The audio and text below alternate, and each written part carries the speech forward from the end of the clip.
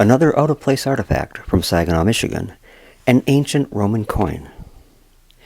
In digging and hunting relics over the last 30-plus years, I have encountered many a strange and unusual item. Some that should just not be there where they were found. Items that seem out of their place in time. I want to tell you about one such relic that recently came to my collection. I didn't find it. It was found by my very good friend Barry Gill Alberg, say some 12 or 15 years ago now. This was found at Saginaw, Michigan on the west side, in what was then a fairly new housing area. The area was pretty much sand with a lot of bark lying around on the ground.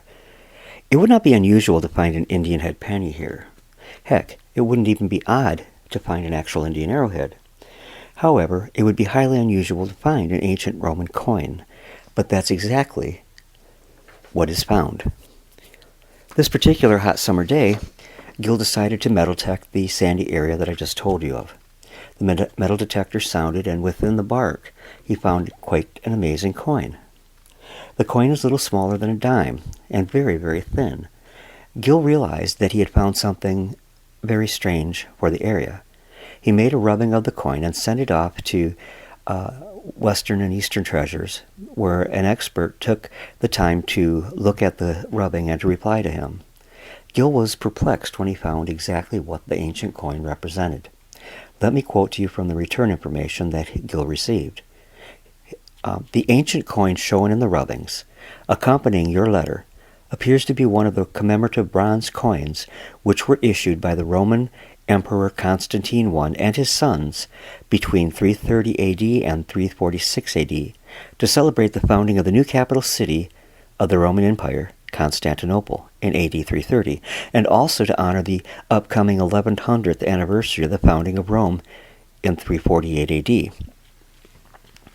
The obverse of the coin depicts the goddess Roma, the personification of the Roman Empire, wearing a helmet and attired in armor for battle. The letters VRBS Roma on the coin means City of Rome. The reverse depicts Romulus and Remus being nursed by a wolf. According to legend, these twin brothers were the sons of Mars and a Vestal Virgin, and were cast adrift on the river Tiber by their scheming great-uncle. They were saved by a she-wolf who suckled them until they were found by shepherds and reared by a royal herdsman and his wife. They survived to slay their great-uncle and founded the city of Rome in BC 763. The two stars above the wolf symbolizes the twins who were said to have become stars in the heavens, watching over and protecting Rome after their death.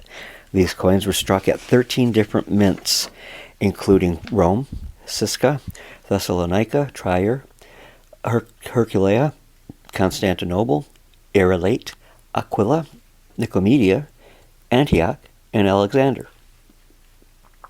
The mint mark on the coin Gill recovered could not be made out, but we know it is one of the 13 mentioned above.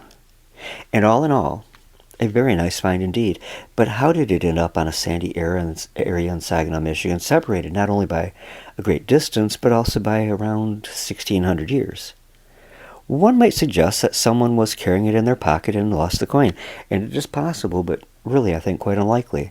The coin is of value. If a collector owned it, I very much doubt that he would be carrying it around in his pocket, taking the risk of it being lost. Also, if a collector owned it, it would have had to be decades before Gill found it, as the area was undeveloped. The area had probably not seen much actual foot traffic since the lumbering era in the mid-1800s, where the stands of virgin pine forest were cleared and put Saginaw on the map as the lumber capital of the world, but I really doubt that a lumberman was carrying it around in his pocket either. It is possible that the Native American Indians who inhabited the Saginaw Valley for well over 1,000 years may actually have had visitors from the Old World. It is impossible to say yes or no. No other Roman or Old World relics are known to have been found at this site, or, for that matter, anywhere else in the Saginaw Valley, to my knowledge. However, I do know that there were inhabitants of the old copper culture here in Saginaw dating from 3000 to 1000 BC. You see, on the banks of the Saginaw River, Gill found a very awesome copper spear point, as well as a copper awl. I examined both of these pieces myself, and there is no doubt that they were indeed from the old copper culture. I have brought this up for a reason.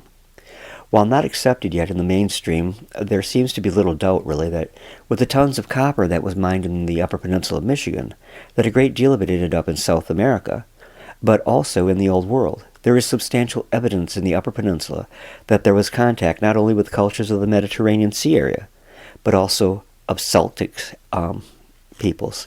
Then also many, myself included, believe that the Norse people made inroads well into the interior of what is now the United States. What I'm suggesting is that perhaps that sandy area at one time hosted a visitor from quite far away. The possibility cannot just be thrown under the bus, and it is as possible as a careless collector having lost it out of his pocket.